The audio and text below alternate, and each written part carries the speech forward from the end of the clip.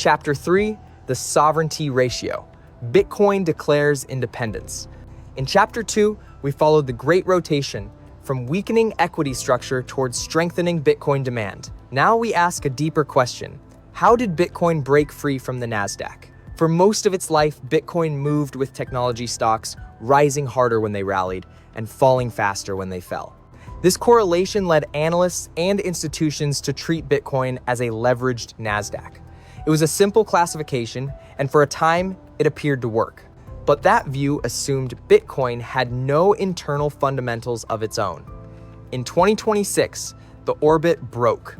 As the stock market weakened, Bitcoin began trading on the power of its own fundamental engine. This was not just a temporary divergence, it was a structural break. When the QQQ began to fall during sustained market stress, Bitcoin began to rise. The market was sending a clear signal. Bitcoin was no longer following the script written by equity markets. Before introducing the sovereignty ratio, we need to understand the real value score. It is a simple health score from 0 to 100, calculated from 3 data-driven factors: the demand index, the velocity index, and the exchange flow index. The demand index measures buying and selling energy. The velocity index measures the rate of on-chain activity. The exchange flow index measures accumulation by long-term holders. Together, they create a practical view of Bitcoin's fundamental health. The score changes with the network's real-time health. In the supplied examples, the bottom shows zero demand but strong accumulation. During the rally, demand reaches its peak. In August, the composite score begins to decay even while the price remains high. This real value score gives us a data-driven measure of Bitcoin's fundamental condition. By comparing the price's correlation to this score with its correlation to the Nasdaq, we can identify what is actually driving the asset. The sovereignty ratio compares 2 relationships: Bitcoin's correlation with the Nasdaq and Bitcoin's correlation with its own real value score. Dividing one by the other creates a ratio that reveals which force is dominant.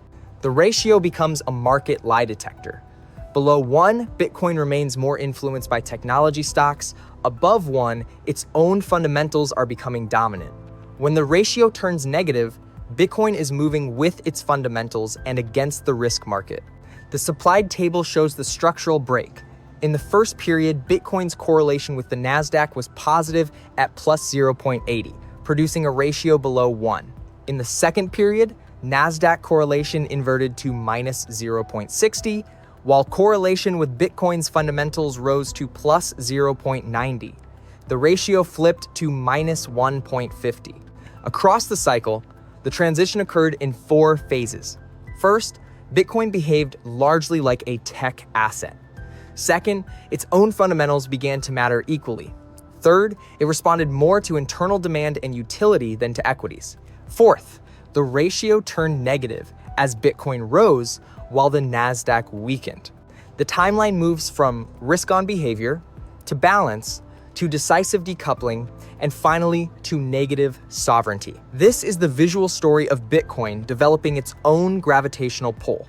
The sovereignty ratio is the second pillar of the digital commodity thesis.